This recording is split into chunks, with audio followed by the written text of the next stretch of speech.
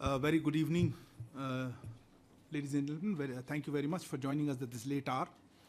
As you are aware, there have been fast-paced developments in Ukraine since today morning, and of course, they've been following the developments over the last few days.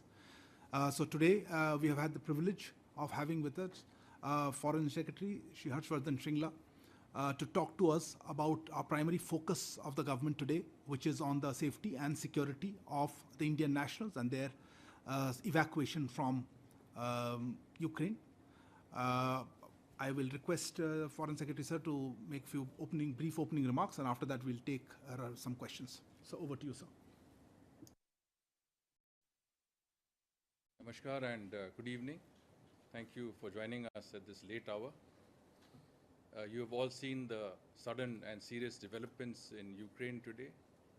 As we speak, there is a meeting of the Cabinet Committee on Security, chaired by the Prime Minister in session, to take stock of this situation. Prime Minister has conveyed at the CCS meeting that the topmost priority of the government is the safety and security of Indian nationals, including Indian students, and their evacuation from Ukraine.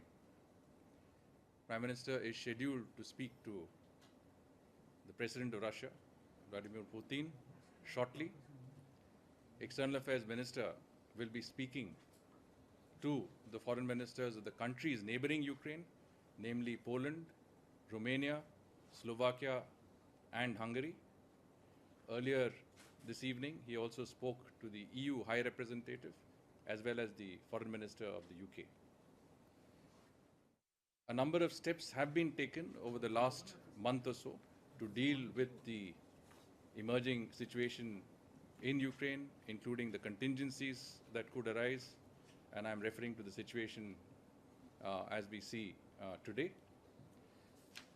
We started the registration of Indian nationals in the Ukraine about a month ago. Our embassy anticipated the need to connect and be in contact with all Indian students in the Ukraine. Based on the online registration process that was conducted by our embassy, we found that there were close to about 20,000 Indian nationals, including students in the Ukraine. Of these, about 4,000 have since left the country. We have taken a number of measures to facilitate flights out of the country. This includes removing the cap on the number of passengers that could fly out of Ukraine that was imposed by the civil aviation authorities of both countries. There was a 440 numbers that could fly out every week. That cap was removed. We also ensured that the number of flights were augmented rapidly from about twice a week to about 2 flights a day. And that enabled us to get at least 4,000 of our citizens and students out. We should also remember that there were a number of other options available through flights to Dubai and Istanbul and other places from Kyiv. Our embassy in Ukraine continues to be functional, is rendering all assistance possible to Indian nationals there, notwithstanding the fairly complicated and evolving situation that we find ourselves in. The embassy has issued a number of advisories in recent days. Today itself, the embassy has issued 3 advisories, and these provide advice to Indian nationals on the situation as it evolves, travel towards safer places, including western parts of the country that will facilitate the exit by road and other means, safety precautions that our citizens could take, etc. Our ambassador has also sent a personal message to all Indian citizens in Ukraine, providing advice. We are consulting universities, student contractors in the process of providing for the welfare and safety of our students. A control room has been set up in MEA. Now this control room has been functional for the past 7 or 8 days, but we have seriously augmented the strength. We have over 20 officers that are manning these control rooms, this control room in the Ministry of External Affairs on a 24/7 basis. Just to give an example, till now and just today, we have answered 980 calls and dealt with some 850 emails that were sent to this control room. Our embassy in Kiev has also set up a helpline, 24/7 helpline center. The other measure that we have taken is that we have dispatched Russian-speaking officers to Kiev and to the countries neighboring Ukraine. Russian-speaking because the language there is Russian. If you're not Russian-speaking, your utility is far more limited. Some of these officers are already reached and are functioning. Some will be reaching shortly. We've also asked our embassies, our ambassadors in the countries neighboring Ukraine, and I mentioned these, Poland, Romania, Slovakia and Hungary, to send teams of their officers to the border areas with Ukraine to facilitate the exit of Indian nationals from Ukraine, to permit them to come into their countries, so where they can be safely evacuated back to India. And MEA teams are on their way as we speak to Zahoni border post in Hungary, Krakwiecz land border in Poland, Visny Nemke in Slovak Republic, and Suceava land border in Romania. We have also asked some of our officers to go across and set up camp offices in Ukraine, close to the border. Two of the places we have identified are Lviv, which is close to Poland, and Chernivtsi, which is close to Romania. And here, I think, will be sort of facilitation points. Now, our embassy has, it's a very complicated, very evolving situation. It's obviously, certain areas there's conflict.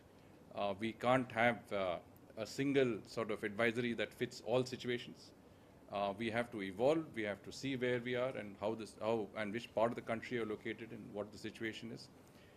Generally, if we are advising that if you find yourself in a certain difficult situation, then you should remain in secure areas and shelters, etc.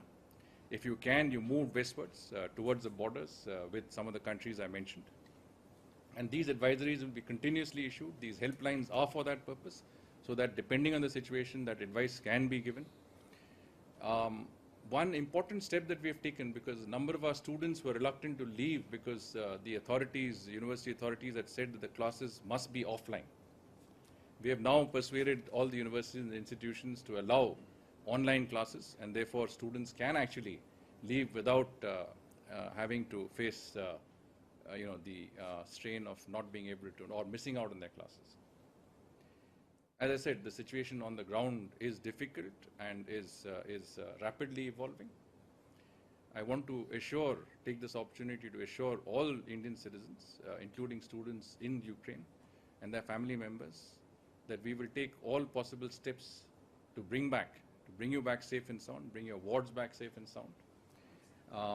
Prime Minister has specifically stated that the Ministry of External Affairs should do everything possible in coordination, of course, with other ministries involved, to ensure that facilitation on the lines that I discussed, helplines, control rooms, officers available, shelters, accommodation, facilitation in every manner is done for our citizens.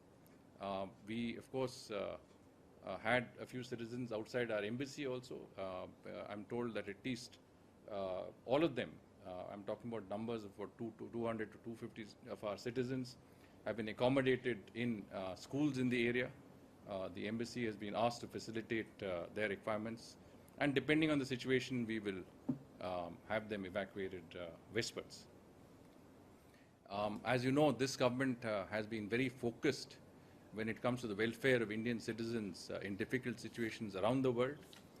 We have had a lot of experience in facilitating and arranging such evacuations. The Vande Bharat mission, which is the largest repatriation exercise of its kind, was undertaken during the peak of COVID times. More recently, we had Op Devi Shakti, which is involving the evacuation of Indian nationals from Afghanistan, from a conflict situation.